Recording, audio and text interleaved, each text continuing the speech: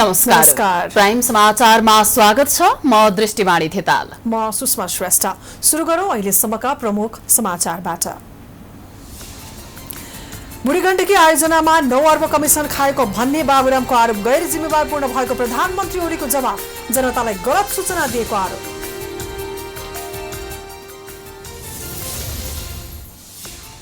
आज 4300 भन्दा धेरै जनामा कोरोना संक्रमण पुष्टि। 19 जना संक्रमितको मृत्यु। एकै दिन 3500 निको हुँदा सक्रिय संक्रमितको संख्या 37400।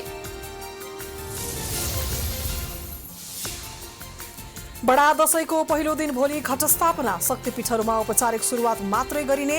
दशैंका लागि उपत्यका बाहिरिने सर्वसाधारणका कारण गाउँमा संक्रमणको उच्च जोखिम। मानवाधिकार हननका घटना सार्वजनिक भए पनि दोषीलाई कारबाही हुन सकेन। सरकार उदासीन भएकाले पीडितले न्याय पाउन नसकेको सरकारवालाको आरोप।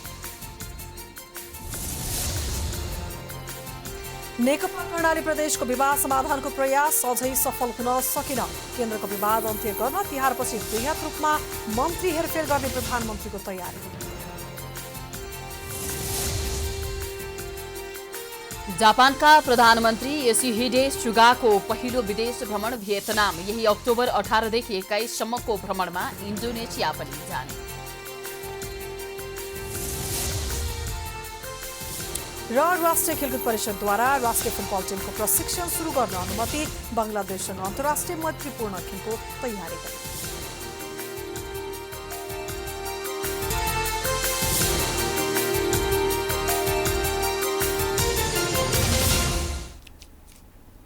अब समाचार विस्तारमा।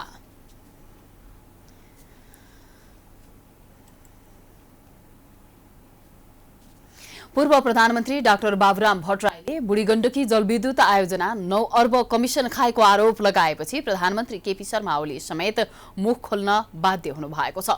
ओली र नेकपाका अध्यक्ष पुष्पकमल दाहाल तथा नेपाली कांग्रेसका सभापति शेरबहादुर देउवाले मोटो रकम कमिसन खाएको आरोप भट्टराईले लगाउनु भएको थियो। त्यसको जवाफमा ओलीले भट्टराईको आरोपलाई गैर जिम्मेवार अभिव्यक्ति भन्नु भएको छ। डाक्टर बाबुराम भट्टराईको अभिव्यक्तिले पछिल्ला दिनमा निकै चर्चा पाइरहेको छ। भट्टराईले बुढीगण्डकी जलविद्युत आयोजनामा प्रधानमन्त्री केपी ओली र पूर्व प्रधानमन्त्रीद्वय पुष्पकमल दाहाल र शेरबहादुर देउवाले 9 अर्ब रुपियाँ कमिसनको रूपमा बाँडेर खाएको आरोप लगाएका थिए। भट्टराईले यस विषयमा छानबिन गर्न चुनौती दिँदै आफूले प्रमाण पेश गर्न सक्ने समेत दावी गर्दै आएका छन्। नेता भनेको विकास र समृद्धि नै हो। त्यसको निम्ति पहिलो काम यो भ्रष्टाचारलाई अन्त्य गर्ने, जो देशको चाहिँ दोहन गरेर जुन सीमित साधन स्रोत छ, केही मान्छे जुन ढङ्गले दोहन गरेका थिए साथीले भनिसक्नु भयो रिसाणजीले, अर्बौंमा करोड लाख र करोड पुरै अरबका लुट भइरहेछन्। बुढीगण्डकी मलाई थाहा छ, मेरो पालामा सुरु गरेको बुढीगण्डकी एउटा कमिसन खोर 9 अर्ब रुपियाँ केपी ओली, शेरबहादुर देउवा, प्रचण्ड, मलाई थाहा छ यो कुरो, प्रमाणित गर भने त्यो पनि गर्न सक्छु मैले। उहाँहरूले बाँडेर खानु भएको छ र बुढी पनि अल्पत्र गरेर बसेका छ। आफूमाथि ठूलो रकम कमिसन खाएको आरोप लागेपछि प्रधानमन्त्री ओली समेत मुख खोल्न बाध्य भएका छन्। शुक्रबार प्रहरी दिवसको कार्यक्रमलाई सम्बोधन गर्दै ओलीले बुढीगण्डकी जलविद्युत आयोजनामा 3 नेताले 9 अर्ब बाँडेर खाएको भट्टराईको दाबी निराधार भएको बताएका छन्। सरकारले भ्रष्टाचार विरुद्ध शून्य सहनशीलताको नीति लिएको तर केही गैर जिम्मेवार तरिकाले बोलेर हिँडेको भन्दै ओलीले भट्टराईको अभिव्यक्ति गैर जिम्मेवार भएको प्रतिक्रिया दिएका हुन्।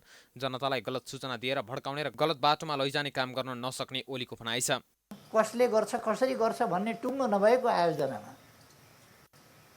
पूर्व प्रधानमन्त्री वर्तमान प्रधानमन्त्री समेतले यति अरब बाँडेर खाए भनेर गैर जिम्मेवार अभिव्यक्ति दिएको समेत सुनेको छु। यस्ता गैर जिम्मेवार अभिव्यक्ति, निराधार अभिव्यक्तिको एउटा कुरा हो, तर हामी त्यस्तो गैर जिम्मेवार हुन सक्दैन, त्यति अनुत्तरदायी हुन सक्दैन। देश र जनतालाई गलत सूचना दिएर, भ्रममा पारेर, भड्काएर, गलत बाटोमा लाने कुचेष्टाहरू, त्यस्ता हरकत हामी गर्न सक्दैन। भट्टराईले एक हप्ता अघि गोर्खामा आयोजित सार्वजनिक कार्यक्रममा 9 अर्ब कमिसनको कुरा उठाएका थिए। त्यसपछिका दिनमा भट्टराईको अभिव्यक्तिले निकै चर्चा मात्रै पाएन, नेपाली राजनीतिमा तरङ्ग नै सिर्जना गरिदियो। भट्टराईको अभिव्यक्तिपछि नेपाली काङ्ग्रेस र नेकपा दुवै दलले विज्ञप्ति नै निकालेर 9 अर्ब कमिसन खाएको आरोप पुष्टि गर्न चुनौती दिएका थिए। तर भट्टराईले भने छानबिन गर्ने हो भने प्रमाण दिन सक्ने भन्दै आएका छन्। शुक्रबार पनि ओलीले निराधार आरोप भनेपछि भट्टराईले ठूला भ्रष्टाचारका काण्ड छानबिन गरेर देखाउन चुनौती दिएका छन्। 2069 मङ्सिरमा भट्टराई नेतृत्वको सरकारले बुढी गण्डकी आयोजना अघि बढाउने निर्णय गरेसँगै राजनीतिक वृत्तमा प्रवेश गरेको यो आयोजनाका बारेमा पटक पटक विवाद भइरहेको छ। नेपालमा शुक्रबार थप 4,392 जनामा कोरोना भाइरस संक्रमण पुष्टि भएको छ। आज थपिएका मध्ये काठमाडौँ उपत्यकामा मात्रै 2,400 जनामा कोरोना पुष्टि भएको छ। संक्रमितको संख्या 1,26,137 पुगेको छ। त्यस्तै कोरोनाका कारण थप 21 जनाको मृत्यु भएको छ। यो सँगै नेपालमा कोरोनाका कारण ज्यान गुमाउनेको संख्या 715 पुगेको छ। नेपालमा थप 4,392 जनामा कोरोना संक्रमण पुष्टि भएको छ। 16,531 जनाको पीसीआर परीक्षण हुँदा काठमाडौँ उपत्यकामा मात्रै 2,402 जनामा संक्रमण पुष्टि भएको छ। काठमाडौँमा 1,784, भक्तपुरमा 244 र ललितपुरमा 374 जना नयाँ संक्रमित भेटिएका हुन्। यो सहित नेपालमा कोरोना संक्रमितको कुल संख्या 1,26,137 पुगेको छ। नेपालमा कोरोना भाइरसबाट मृत्यु हुनेको संख्या 715 जना पुगेको छ। बितेको 24 घण्टामा कोरोना भाइरसबाट थप 21 जनाको मृत्यु भएसँगै हालसम्म मृतकको कुल संख्या 715 पुगेको स्वास्थ्य मन्त्रालयका प्रवक्ता डाक्टर जागेश्वर गौतमले शुक्रबारको नियमित प्रेस ब्रिफिङमा जानकारी दिएका छन्। यसैबीच आज पछिल्लो 24 घण्टामा 3,522 जना कोरोना मुक्त भएका छन्। स्वास्थ्य तथा जनसङ्ख्या मन्त्रालयका अनुसार 24 घण्टामा कोरोना मुक्त भएसँगै निको हुनेको कुल संख्या 88,040 पुगेको छ। कोभिड-19 संक्रमण मुक्त भई गत 24 घण्टामा डिस्चार्ज हुनुहुनेहरू 3,522 हुनुहुन्छ। आजसम्म डिस्चार्ज हुनुहुने जम्मा 88,040। कोभिड-19 संक्रमणबाट मुक्त हुने दर 69.8% छ। स्वास्थ्य तथा जनसङ्ख्या मन्त्रालयले कोभिड-19 को उपचारमा अग्रपन्थीमा खटिएका स्वास्थ्यकर्मी तथा कर्मचारीलाई कोरोना लक्षण वा पोजिटिभ देखिए मात्रै आइसोलेसनमा बस्न निर्देशन दिएको छ। मन्त्रालयका प्रवक्ता डाक्टर जागेश्वर गौतमले मन्त्रालयको असोज 29 गतेको सचिवालय स्तरीय बैठकको कोभिड-19 बिरामीहरूका लागि उपचारमा प्रत्यक्ष रूपमा संलग्न स्वास्थ्यकर्मी तथा अन्य कर्मचारीहरूको व्यवस्थापन सम्बन्धी मार्गनिर्देशन 2077 परिमार्जन गर्दै यस्तो निर्णय गरिएको बताएका छन्। त्यसैगरी मन्त्रालयले गाउँ छिमेकीमा कोही नयाँ व्यक्तिहरू देखिएमा उनीहरूलाई 7 दिन क्वारेन्टिनमा बसाउन सहयोग गर्न आग्रह गरेको छ। मन्त्रालयका प्रवक्ता डाक्टर जागेश्वर गौतमले छरछिमेकमा नचिनेका व्यक्तिहरू देखिए अनिवार्य रूपमा क्वारेन्टाइनमा बसाउन सहयोग गर्न आग्रह गरेका हुन्। प्रवक्ता गौतमले संक्रमित तथा होम आइसोलेसनमा रहेकाहरू जथाभावी घरबाट निस्किएको पाइएमा नजिकैको सुरक्षा कार्यालयमा खबर गर्न उहाँले अनुरोध गर्नुभएको छ। कोभिड-19 का बिरामीहरूको प्रत्यक्ष रूपमा संलग्न स्वास्थ्यकर्मी तथा कर्मचारीहरूलाई कोभिड-19 लक्षण देखा परेमा वा कोभिड-19 पोजिटिभ देखिएमा मात्र क्वारेन्टिन वा आइसोलेसनमा राख्ने बस्ने व्यवस्था गर्नुपर्नेछ। कोभिड-19 संक्रमित भएका र आइसोलेसनमा बसेका व्यक्तिहरू घर बाहिर निस्किन सक्ने हुनाले अन्य व्यक्तिहरूलाई पनि रोग सार्ने सम्भावना रहन्छ। त्यस्तो अवस्थामा घरका अन्य सदस्यहरू र टोल छिमेकमा बस्ने अन्य व्यक्तिहरूले पनि यसमा अलिकति ध्यान पुर्याइदिनु हुन यस्ता व्यक्तिहरूलाई घरबाट बाहिर निस्केमा नजिकको सुरक्षाकर्मीको पोस्ट प्रहरीको पोस्टमा खबर गरिदिनु हुन। देशभर सक्रिय संक्रमितको संख्या 37,382 पुगेको छ, जसमा संस्थागत आइसोलेसनमा 12,336 र होम आइसोलेसनमा 25,046 जना रहेका छन्। हालसम्म 12,44,137 जनाको पीसीआर परीक्षण भएको छ। दशैंको पहिलो दिन, तर कोरोना संक्रमणका कारण खासै रौनक छैन। घटस्थापनाका दिन पनि मठ मन्दिरमा औपचारिक रूपमा पूजाआजा मात्रै गरिने भएको छ। मठ मन्दिरहरूमा भक्तजनलाई निषेध गरिएको छ।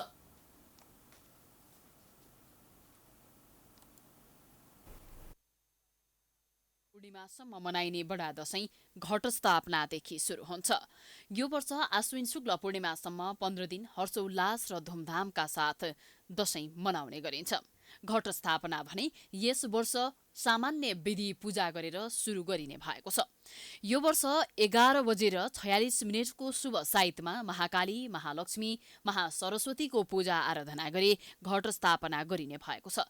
सोही साइतमा हनुमान ढोका दरबारको दशैं घरमा धार्मिक विधि अनुसार घटस्थापना गरिने भएको छ। दशैं घरमा मूल पुरोहित देवराज अर्यालले बिहानको 11:46 को साहित्यमा घटस्थापना गरिने बताएका छन्। विगत 2 दशक लामो समय पुरोहितको काम गर्दै आएका अर्यालले यस वर्ष कोरोना भाइरस भएको कारण विधिपूर्वक मात्रै सामान्य पूजा गर्ने बताएका हुन्।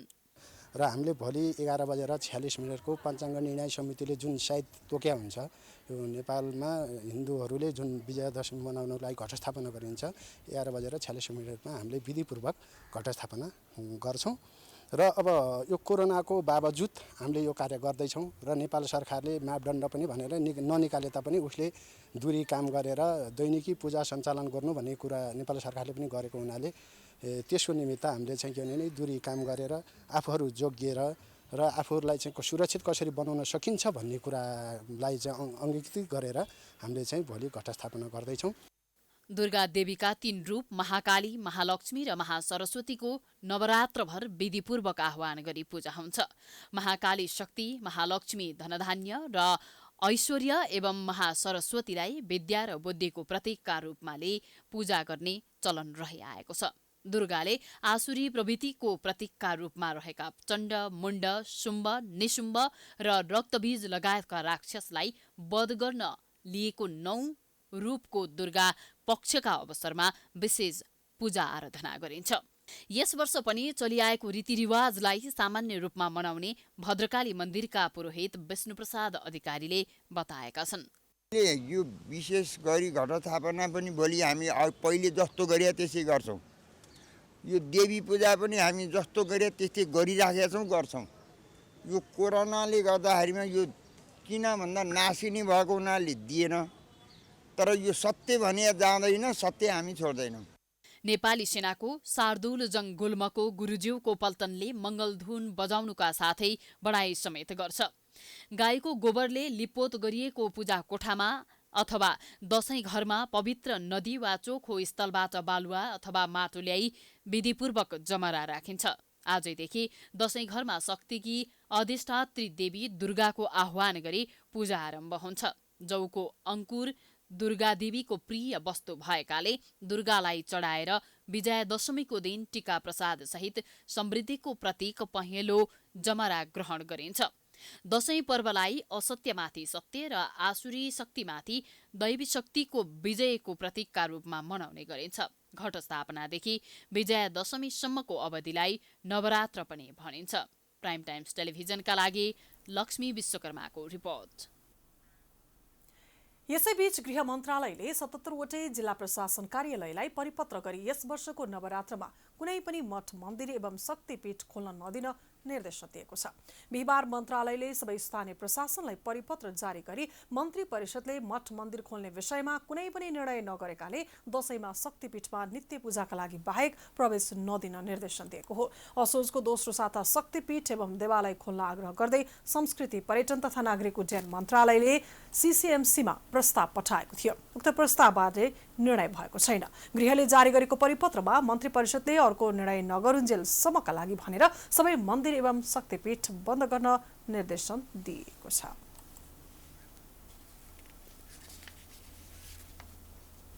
समाचारको सिलसिला जारी छ। हामी विश्राम पछि आउँछौं।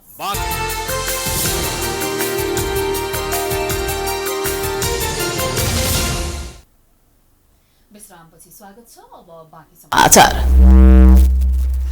लामो समयको रस्साकसीपछि सत्तारूढ दल नेकपा भित्रको विवाद साम्य भएको थियो, तर कर्णाली प्रदेशका मुख्यमन्त्री विरुद्ध अविश्वासको प्रस्ताव आएपछि विवाद झनै बल्झिएको छ। यता प्रधानमन्त्री केपी शर्मा ओलीले संघीय सरकारको मन्त्रीमण्डल पुनर्गठन गर्दा शीर्ष नेताहरूसँग छलफल नगरेको भन्दै असन्तुष्टि देखिएको छ। यति बेला नेकपा केन्द्र र प्रदेश दुवैतिर विवादको भूमरी मडारिएको छ। प्रदेशका मुख्यमन्त्री महेन्द्रबहादुर साई विरुद्ध अविश्वासको प्रस्ताव पेश भएपछि नेकपाका अध्यक्ष द्वय केपी शर्मा ओली र पुष्पकमल दाहाल तथा वरिष्ठ नेता माधव कुमार नेपाल सक्रिय भए।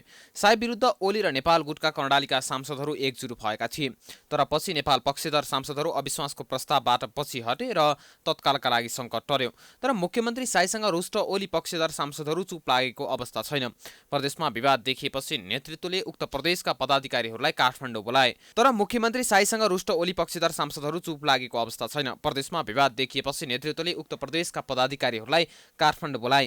अहिले मुख्यमन्त्री साई विरुद्ध अविश्वासको प्रस्ताव दर्ता गराउन नेतृत्व गरेका ओली निकट सांसद एमलाल कणेल लगायतका पदाधिकारी काठमाडौँमै छन्, तर अहिलेसम्म ठोस प्रगति भएको छैन। भेटघाटका लागि पर्याप्त समय नपाएकाले काठमाडौँ आए पनि विवाद समाधानका लागि गहन छलफल हुन नपाएको कणेलले बताए। फेरि अब उतै सोध्नु न, तपाईँले बोलाउनु भएको थियो, बोलाएका मान्छे सबै आयोजनको कोलाई भेट्नुभयो भने उतै सोध्ने है। म त बेरोजगार छु, यहाँ चाहिँ चिया खाइरहेको छु त सिंहदरबार भनिहालेँ त है। कोले भेट्नुभयो, कोले भेट्नुहुन्छ, यो मेरो हिसाब किताबको कुरा भएन। म यहाँ सिंहदरबारमा छु है। कर्णाली प्रदेशको विवाद एकातिर छ भने केन्द्रको विवाद अर्कोतिर। बुधबार प्रधानमन्त्री ओलीले मन्त्रीमण्डल पुनर्गठन गरेपछि शीर्ष नेताहरू असन्तुष्ट बनेका छन्। ओलीले रिक्त रहेका मन्त्रालयमा आफू निकट 3 जना सांसदलाई मन्त्री बनाएपछि अध्यक्ष दाहाल र वरिष्ठ नेता नेपाल रुष्ट बनेका छन्। तर ओलीले तिहारपछि वृहत रूपमा मन्त्रीमण्डल पुनर्गठन गर्ने भन्दै विवाद नगर्न आग्रह गरेका छन्। ओली निकट नेता तथा नेकपा संसदीय दलका उपनेता सुवास नेमुवाङले तिहारपछि नेतृत्व तहमा छलफल गरेर फेरि मन्त्रीमण्डल पुनर्गठन गरिने पुष्टि गरेका छन्। अध्यक्षले सल्लाह गर्नुहुन्छ, तर अब हिजो अस्ति नै पनि सल्लाह गरिराख्नु भएको थियो होइन, तर त्यो के छ भन्दाखेरि उसमा निष्कर्षमा आउन सकेन। त्यही भएर अहिले 3वटा खाली ठाउँलाई पुर्ताल गर्ने, थोरै मात्रै गर्ने अनि व्यापक पुनर्गठन चाहिँ सल्लाह गरेर तिहार पछाडि गर्ने भनेर उहाँहरू उठ्नु भएको हो नि त। चुनाव अघि वाम गठबन्धन गरेदेखि नै विवाद हुँदाहुँदै तत्कालीन नेकपा एमाले र माओवादी बीच पार्टी एकता भएको थियो। एकतापछि सबैजसो निकायमा भागभण्डामा आधारित सञ्चालित नेकपामा अहिलेको विवाद पनि भागभण्डा नमिलेरै हो। पटक पटक गम्भीर मोडमा पुगेको नेकपाले दीर्घकालीन रूपमा विवाद समाधान गर्न नसक्दा पार्टी मात्र नभई सरकार पनि कमजोर देखिँदै आएको छ। काठमाडौँको बुद्धनगर स्थित काठमाडौँ मोडल स्कुल केएमसीका अभिभावकले मासिक शुल्क वृद्धिको विरोधमा शुक्रबार प्रदर्शन गरेका छन्। कोभिड-19 का कारण पठन पाठन बन्द भएको अवस्थामा पनि विद्यालयले बढी शुल्क लिएको भन्दै उनीहरूले प्रदर्शन गरेका हुन्। महामारीको अवस्थामा विद्यालय पनि बाँच्नुपर्ने र अभिभावक पनि सहज अवस्थामा रहनुपर्ने गरी अनलाइन कक्षाको शुल्क निर्धारण गर्न आफूहरूले पटक पटक आग्रह गर्दा समेत सुनवाई नभएको अभिभावकहरूले बताएका छन्। 13 बुँदे माग सम्बोधन गर्न विद्यालय प्रशासनलाई 2 हप्ताको समय दिँदा समेत बेवास्ता गरेका कारण बाध्य भएर आफूहरू प्रदर्शनमा उत्रनु परेको अभिभावकहरूको भनाइ छ। गैरकानूनी वार्षिक शुल्क खारेज गर, शुल्कको नाममा विद्यार्थीलाई मानसिक तनाव दिने काम बन्द गर, ट्युसन शुल्कमा 50% कायम गर, कोभिड-19 को समयमा शुल्क वृद्धि बन्द गर लगायतका नारा लेखिएका प्ले कार्ड बोकेर उनीहरूले विद्यालय अगाडि प्रदर्शन गरेका थिए।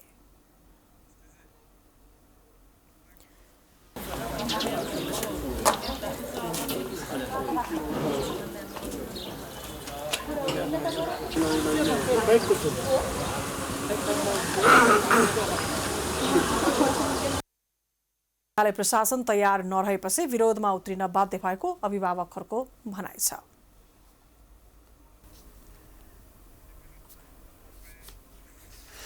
नेपाली कांग्रेस बीपी केन्द्रीय कार्य समितिले सरकार विरुद्ध माइतीघर मण्डलामा मैनवती जुलुस र विरोध सभा आयोजना गरेको छ। सरकारले राष्ट्रघाती कदम, हत्या, हिंसा, बलात्कार, जनविरोधी गतिविधि विरुद्ध नेपाली कांग्रेस बीपीले माइतीघर मण्डलामा शुक्रबार मैनवती जुलुस र विरोध सभा आयोजना गरेको हो।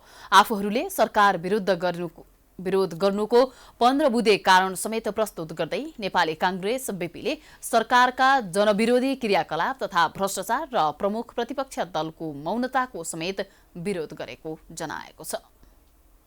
उनीहरूले मुलुकमा भएका बलात्कार तथा हत्याका श्रृङ्खलाको अन्त्य गरी बलात्कारीलाई हदैसम्मको कारबाही गर्नुपर्ने, सीमा विवादको समस्या हल गर्नुपर्ने, डाक्टर गोविन्द केसीसँग सरकारले 19औं अनसन तोड्ने क्रममा गरेका सम्झौतालाई पूर्ण रूपमा कार्यान्वयन गर्नुपर्ने, 9 वर्षदेखि अनसनरत गंगामायालाई न्याय दिनुपर्ने लगायतका विभिन्न कामका मागहरू राख्दै आन्दोलन गरेको बताएका छन्। नेपालमा मानवाधिकार हननका घटनाको तथ्याङ्क मात्रै सार्वजनिक हुन्छन्, अधिकार हनन गर्नेलाई भने कारबाही हुँदैन। मानवाधिकार आयोगले त्यस्ता घटना र दोषीको विवरण सार्वजनिक गर्छ र कारबाहीका लागि सरकार समक्ष सिफारिस पनि गर्ने गर्छ। तर सरकारले भने कसैलाई पनि कारबाही गर्दैन। आयोगले यसरी सार्वजनिक गरेको रिपोर्ट नै कमजोर भएको सशस्त्रका पूर्व एआइजी ठाकुर मोहन श्रेष्ठको भनाइ छ। नेपाल सरकारको ऐन नियम कार्यान्वयन गर्दै अग्रपन्थीमा रहेका अधिकृत सिपाही सूचीमा पर्नु तर बाह्य शक्तिको आडमा चलखेल गर्ने राजनैतिक व्यक्तिको नाम सार्वजनिक नहुनुले राष्ट्रिय मानव अधिकार आयोगको सूची प्रष्ट नभएको उनको तर्क छ। पछिल्लो समय राज्य संयन्त्र नै फितलो भएको कारण उचित कार्यान्वयन हुन नसकेको उनको भनाइ छ। मानवाधिकार उल्लङ्घन गर्ने अधिकार कसैको नभएको भन्दै उचित छानबिन गरी कडा कारबाही गर्नुपर्ने श्रेष्ठले बताएका छन्। यो घटना 20 वर्षको घटना हो।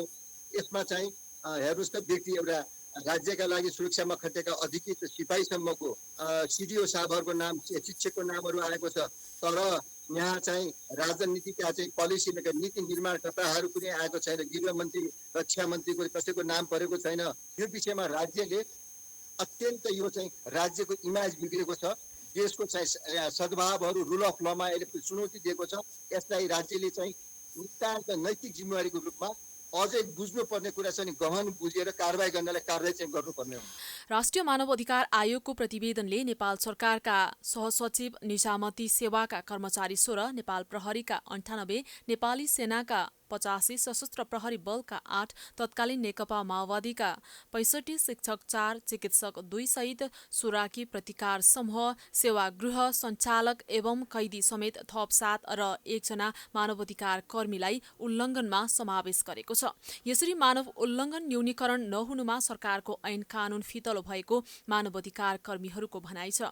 मानिस सत्तामा पुगेपछि काम कार्यान्वयनको पाटो बिर्सिने गरेको कारण मानिसको देखाउने र गर्ने रूप अर्कै भएको कारण मानवाधिकारवादीको रूपमा आएका व्यक्तिको आशय बुझ्न जरुरी रहेको उनको भनाइ छ। अहिले मानवाधिकार स्थिति नेपालमा एकदमै कमजोर छ, एकदमै कमजोर छ र यो र यस्ता सरकारहरू आउँदै गयो भनेदेखि यो झन्झन कमजोर हुँदै जान्छ। ती विशुद्ध नागरिक मानव अधिकारको लागि लड्न गएको छ, ती मानव अधिकार तिनीहरू कर्मी तिनीहरू तर जसोको नाम आएछ तिनीहरू फटाइ गरेका छन्। तिनी मानव अधिकारको नाममा डलर खेती गर्न बसेका छन्। त्यस्तालाई चाहिँ मानव अधिकार भन्न मिल्दैन। त्यो उपाधि उनलाई नदिऊ। हालसम्म 30 जनालाई मात्र कानुनी कारबाही भएको र बाँकी 256 जनामाथि कुनै कारबाही नै भएको छैन। सिफारिस गरिएका उजुरी मध्ये सबैभन्दा बढी हत्याका घटनासँग सम्बन्धित छन् र सबैभन्दा कम शरणार्थीको अधिकारसँग सम्बन्धित छन्। प्रतिवेदनमा आयोगबाट भएका 34 प्रकृतिका विभिन्न सिफारिसमा 11वटा निकायको नाम किटान गरी तिनलाई मानव अधिकार उल्लङ्घनकर्ताका रूपमा पहिचान गरिएको छ। आयोगका सिफारिस मध्ये 163वटा पूर्ण कार्यान्वयन भएका छन् भने 445वटा सिफारिस आंशिक रूपमा कार्यान्वयन भएका छन्। यस्तै 587वटा सिफारिस अझै कार्यान्वयन हुन सकेका छैनन्। समाचारको सिलसिला जारी छ। हामी विश्राम पछि आउँछौं। विश्राम अघि प्रमुख समाचार पुनः एकपटक।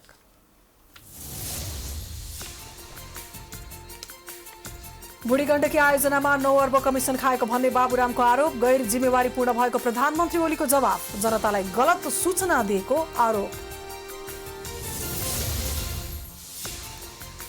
आज 4300 भन्दा धेरै जनामा कोरोना संक्रमण पुष्टि, 21 जना संक्रमितको मृत्यु, एकै दिन 3500 निको हुँदा सक्रिय संक्रमितको संख्या 37400।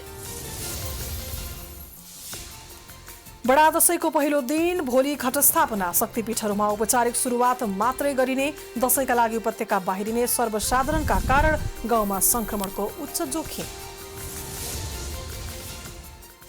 मानव अधिकार हननका घटना सार्वजनिक भए पनि दोषीलाई कारबाही हुन सकेन, सरकार उदासीन भएकाले पीडितले न्याय पाउन नसकेको सरकारवालाको आरोप।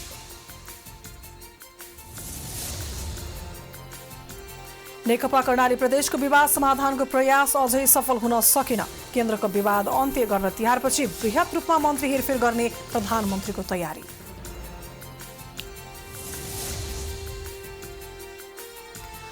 जापानका प्रधानमन्त्री योसिहिडे सुगाको पहिलो विदेश भ्रमण भियतनाम, यही अक्टोबर 18 देखि 21 सम्मको भ्रमणमा इन्डोनेसिया पनि जाने।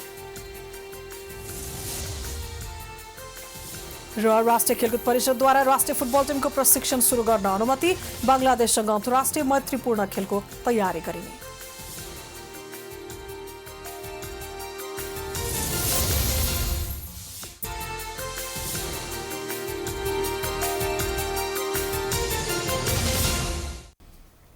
विश्रामपछि स्वागत छ। अब बाँकी समाचार।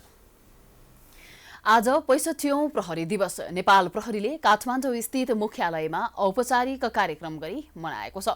कार्यक्रममा प्रधानमन्त्री र गृहमन्त्रीको उपस्थिति रहेको थियो। प्रधानमन्त्री केपी शर्मा ओलीले मानवता विरोधी अपराध विरुद्ध कडा कानून ल्याउने प्रतिबद्धता जनाउनु भएको छ भने गृहमन्त्री रामबहादुर थापाले शान्ति सुरक्षा कायम गर्न जस्तोसुकै कदम चालिने बताउनु भएको छ। केपी शर्मा ओलीले मुलुकको समृद्धि, समुन्नति र सुशासनका लागि आन्तरिक सुरक्षा व्यवस्था सुदृढ हुनुपर्ने बताउनु भएको छ। नेपाल प्रहरीको 65औं स्थापना दिवसका अवसरमा शुक्रबार प्रहरी प्रधान कार्यालयमा आयोजित कार्यक्रममा प्रधानमन्त्री ओलीले सुरक्षा व्यवस्था सुदृढ भएमा कानूनी शासन, मानवाधिकारको संरक्षण र विकासका आधारहरू निर्माण गर्न सकिने बताउनुभयो। उहाँले हत्या, हिंसा, बलात्कार, एसिड आक्रमण लगायतका घटनाहरू मानवता विरोधी भएकाले त्यस्ता अपराध विरुद्ध अझै कडा कानून ल्याउने सरकारको तयारी रहेको पनि बताउनुभयो। अहिलेको विश्व ग्लोबल भिलेजको रूपमा रहेको छ। विश्वमा विज्ञान र प्रविधिले एकातर्फ हाम्रो जीवनशैलीलाई सहज र आरामदायी बनाएको छ भने अर्कोतर्फ यसको दुरुपयोगले कयौँ क्षति र दुःखदायी घटना पनि हामीले बेहोर्नु परेको छ। अपराधले भौगोलिक सीमाका पर्खाललाई तोडेको छ। अपराधका सञ्जालहरू अन्तर्देशीय रूपमा विस्तार हुँदैछन्। सङ्गठित अपराध, विद्युतीय अपराध तथा सञ्जालमा आधारित अपराधहरूले पनि विश्वभर आकार ग्रहण गर्दैछ।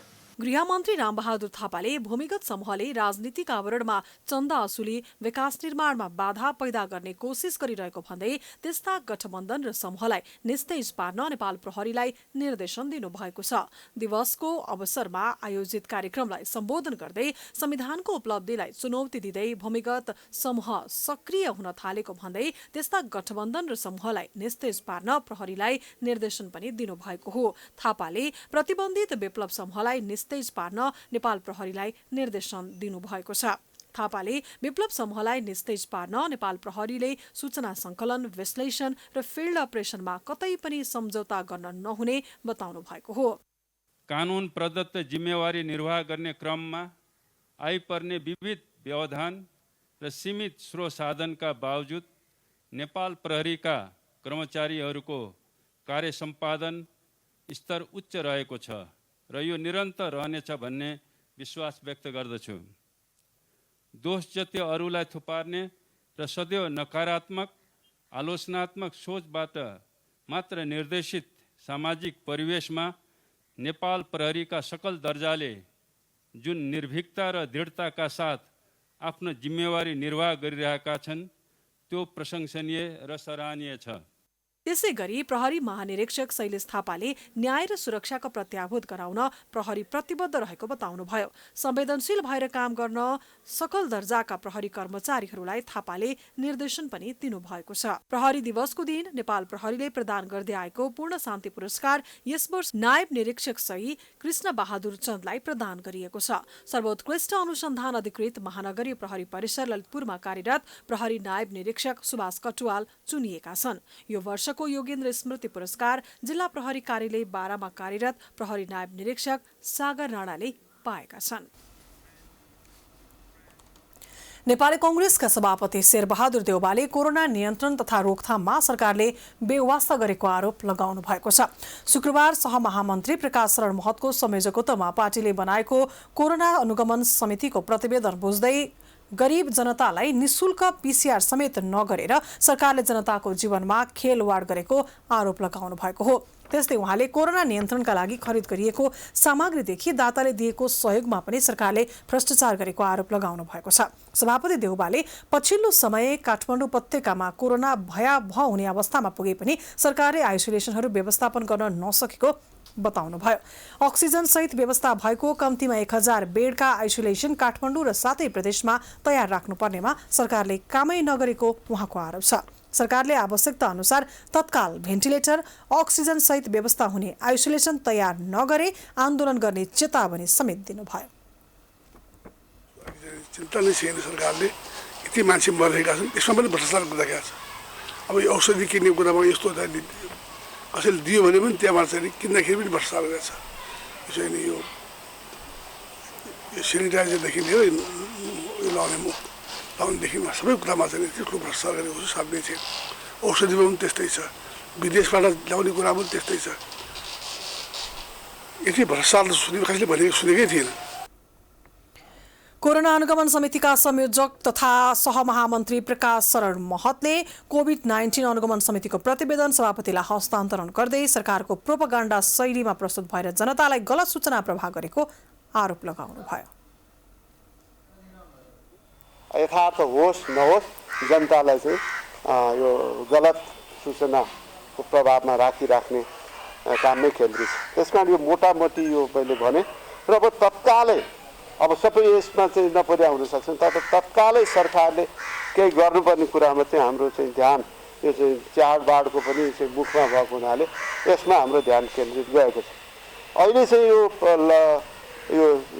प्रत्यक्ष रूपमा यो सङ्क्रमणको कारणले पनि यो स्वास्थ्य जीवन चाहिँ सङ्कटमा छ। समितिले विविध क्षेत्रलाई समेटेर तयार पारेको संक्षिप्त प्रतिवेदन सभापतिलाई बुझाएको हो।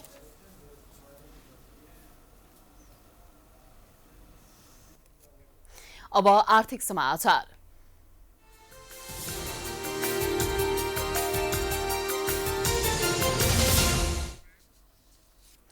नेपालमा प्रसारण हुने विदेशी टेलिभिजन च्यानलमा बज्ने विज्ञापनमा क्लिन फिड लागू गर्न सरकारवालाहरूले दबाब दिइरहेका छन्। सरकारले पनि आगामी कार्तिक 7 गतेदेखि क्लिन फिड लागू गर्ने भनेको छ, तर सम्बन्धित सबै निकायहरूबीच तालमेल भने मिलेको छैन। केही सातादेखि टेलिभिजन प्रसारण प्रविधिको क्लिन फिडको चर्चाले बढी नै स्थान पाएको छ। सरकारले 2075 पुसमा राष्ट्रिय सभामा दर्ता गरेको र राष्ट्रिय सभाले गत वर्षकै चैत 10 गते पारित गरेको विज्ञापन नियमन गर्ने सम्बन्धमा व्यवस्था गर्न बनेको विधेयक 2075 मा उल्लेखित क्लिन फिड सम्बन्धी बुदा समेटिएको थियो। सरकारले विदेशी टेलिभिजन च्यानलका लागि क्लिन फिड लागू गर्न खोजेको यो पहिलो पटक भने होइन। प्रधानमन्त्री केपी शर्मा ओलीको अघिल्लो कार्यकालमा विज्ञापन रहित नीति 2073 लागू गरेर विदेशी च्यानलहरूलाई क्लिन फिड प्रावधान लागू गर्न खोजेको थियो, तर सफल भएन। पछिल्लो समयमा आएर सरकारले सो ऐनलाई आगामी कार्तिक 7 गतेदेखि पूर्ण रूपमा लागू गरिने भएपछि विभिन्न संस्थाहरूले त्यसको स्वागत गरेका छन्।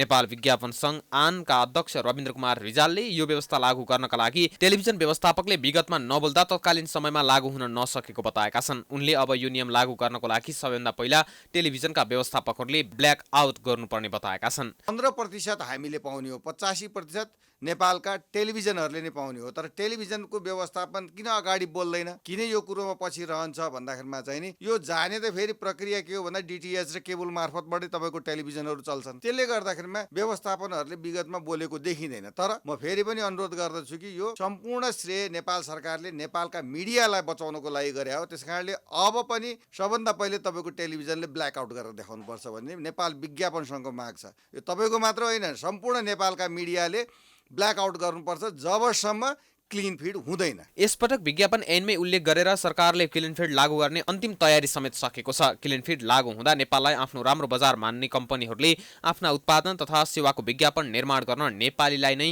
दिनुपर्ने हुन्छ। अनका अध्यक्ष रिजालका अनुसार सो ऐन कार्यान्वयन भएको खण्डमा हाम्रै आकाशमा आफ्नै मात्र विज्ञापन हुने र त्यसको फाइदा बढीभन्दा बढी मिडियाले पाउने दावी गरेका छन्। उनले सो ऐन कार्यान्वयनमा आएपछि वार्षिक रूपमा 24 अर्ब रुपियाँको व्यापार गर्न सक्ने बताए।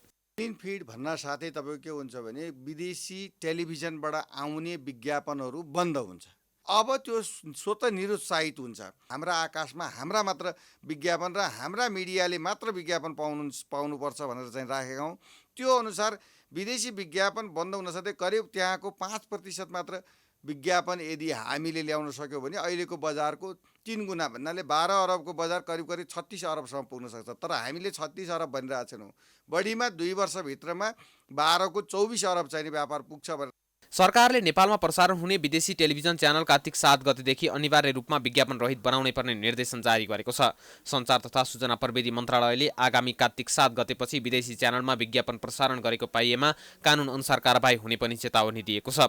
विज्ञापन नियमन गर्न बनेको ऐन 2076 को दफा 6 को उपदफा 1 का अनुसार नेपालमा प्रसारण हुने विदेशी च्यानल विज्ञापन मुक्त अर्थात् क्लिन फिड हुनुपर्ने भन्दै मन्त्रालयले कुनै पनि बहानामा अब क्लिन फिड लागू गरेरै छान्ने जनाएको छ।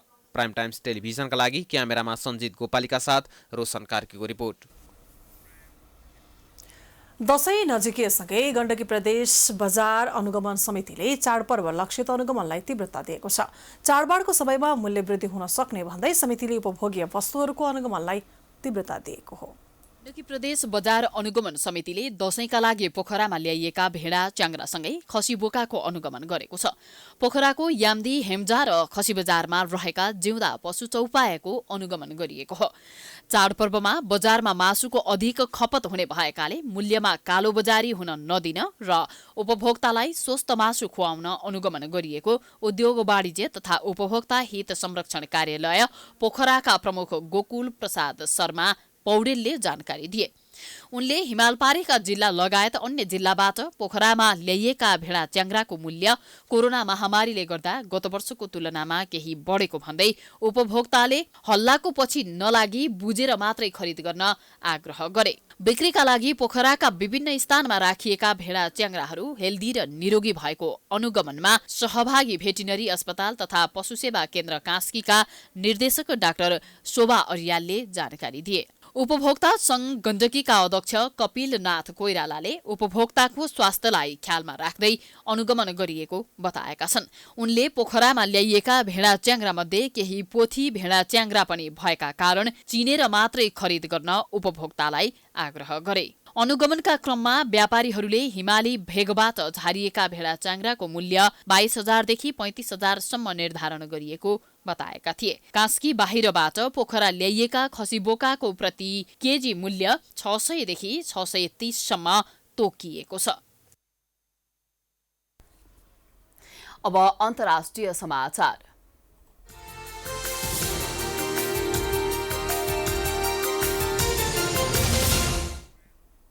जापानका नयाँ प्रधानमन्त्री यसुहिदे सुगाको पहिलो विदेश भ्रमणका क्रममा भियतनाम जाने कार्यक्रम तय भएको छ। उनले भ्रमण यही अक्टोबर 18 देखि 21 सम्म हुने जापानी मन्त्री परिषदले उल्लेख गरेको छ। सो क्रममा उनी इन्डोनेसिया पनि जानेछन्। निवर्तमान प्रधानमन्त्री सिन्जो आबेले पनि प्रधानमन्त्री भएपछिको आफ्नो पहिलो वैदेशिक भ्रमण यिनै दुई देशमा गरेका थिए। जापानमा गत महिना संसदबाट सुगा प्रधानमन्त्रीमा निर्वाचित भएका हुन्। अस्वस्थताको कारण देखाउँदै तत्कालीन प्रधानमन्त्री आबेले राजीनामा दिएपछि उनले अहिले नै प्रधानमन्त्री बन्ने मौका पाएका हुन्। जापानमा सबैभन्दा लामो समय प्रधानमन्त्री बनेका आबेले झण्डै 1 वर्ष कार्यकाल बाँकी रहेकै बेला अनपेक्षित रूपमा गत अगस्त 28 तारिकका दिन राजीनामा दिएका थिए। चीनको स्वशासित क्षेत्र तिब्बत अति गरिबीबाट मुक्त भएको घोषणा गरिएको छ। तिब्बतमा कुल 74 वटा अति गरिबीग्रस्त जिल्लाहरू रहेकोमा तिनलाई स्तरोन्नति गरी गरिबीबाट मुक्त गरिएको हो। चिनिया कम्युनिस्ट पार्टी तिब्बत शाखाका महासचिव ऊ इङच्योले पत्रकार सम्मेलन मार्फत सन् 2019 को अन्तसम्म तिब्बतका 74 वटा अति गरिब जिल्लाका 6,28,000 जनसङ्ख्या सबै गरिबीबाट मुक्त हुने जानकारी दिएका थिए।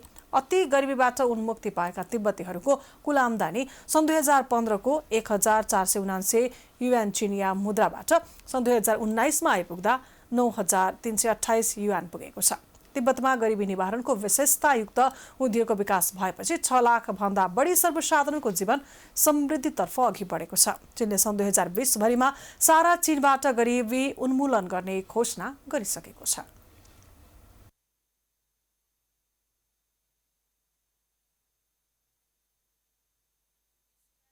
को रूपमा फैलिएको कोरोना भाइरसको कारण 11,04,000 को ज्यान गएको छ।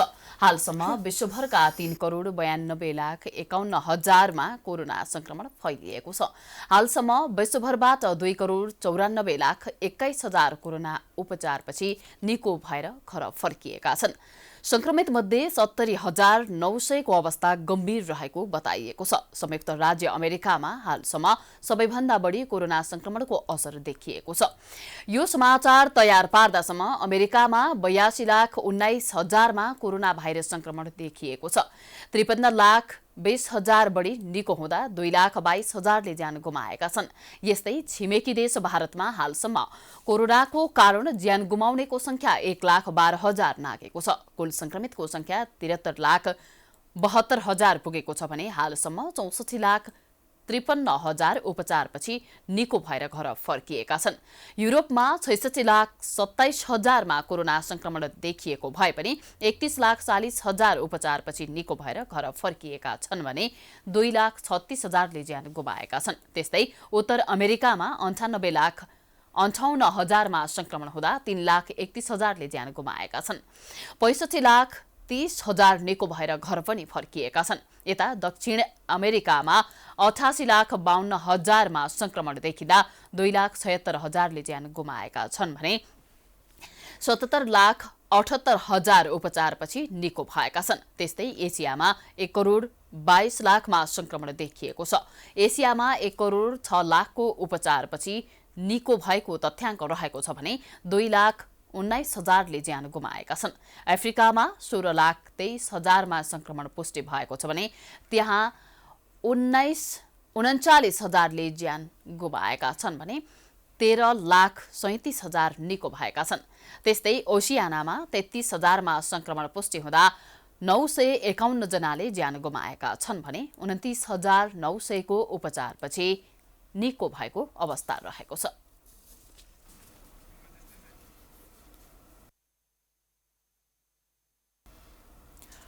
अब खेलकुद समाचार।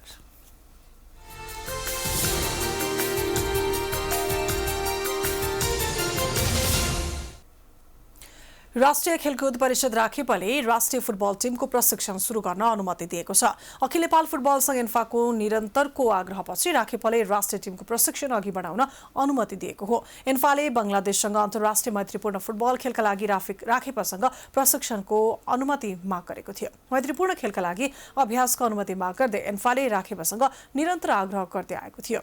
नेपालले तिहारपछि बंगलादेशसँग मैत्रीपूर्ण फुटबल खेल खेल्दैछ। बंगलादेशको प्रस्तावमा एन्फाले राष्ट्रिय टिमलाई बाहिर पठाउने तयारी गरेको हो। बंगलादेशसहित दर्जन राष्ट्रले अभ्यास खेलका लागि नेपाललाई प्रस्ताव राखेका छन्। कोरोना महामारीका कारण गत चैतबाट घरेलु फुटबल भने ठप्प छ। संक्रमण फैलने डरले सरकारले लागू गरेको निषेधाज्ञा र लकडाउनका कारण खेलकुद गतिविधि अघि बढ्न सकेको छैन।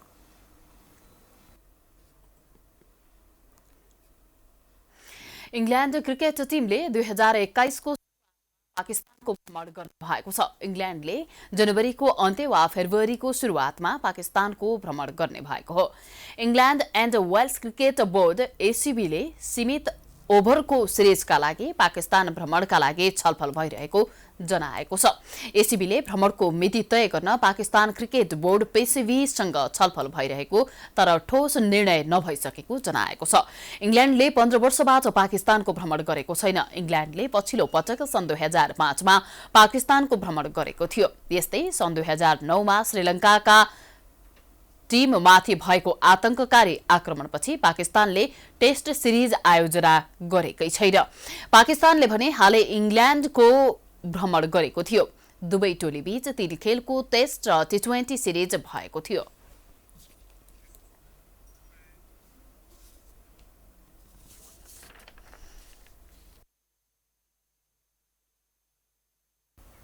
यो सँगै हामी समाचारको अन्त्यमा आइपुगेका छौं। जाँदा जाँदै प्रमुख समाचार पुनः एकपटक। बुढीगण्डकी आयोजनामा 9 अर्ब कमिसन खाएको भन्ने बाबुरामको आरोप गैर जिम्मेवारी पूर्ण भएको प्रधानमन्त्री ओलीको जवाफ। जनतालाई गलत सूचना दिएको आरोप।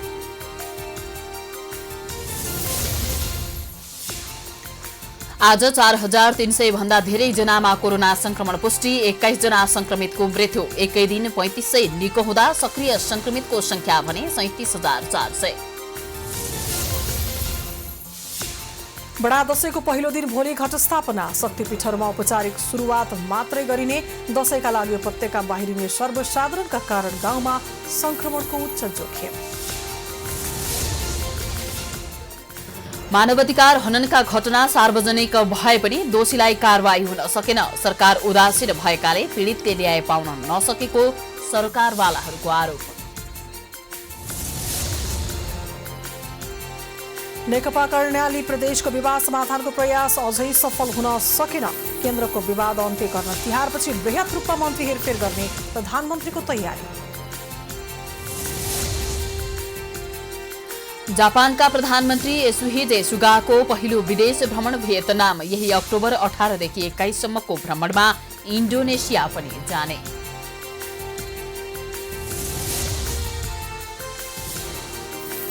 र राष्ट्रिय खेलकुद परिषदद्वारा राष्ट्रिय फुटबल टिमको प्रशिक्षण सुरु गर्न अनुमति। बङ्गलादेशसँग अन्तर्राष्ट्रिय मैत्रीपूर्ण खेलको तयारी गरे।